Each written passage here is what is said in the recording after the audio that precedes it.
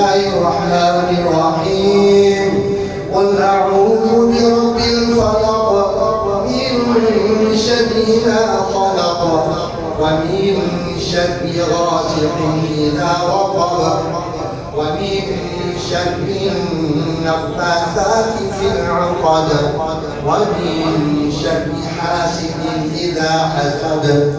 بسم الله الرحمن الرحيم قل أعوذ برب الناس ملك الناس إله الناس من شر الوسواس الخناس الذي يوسوس في صدور الناس من الجنة والناس. بسم الله الرحمن الرحيم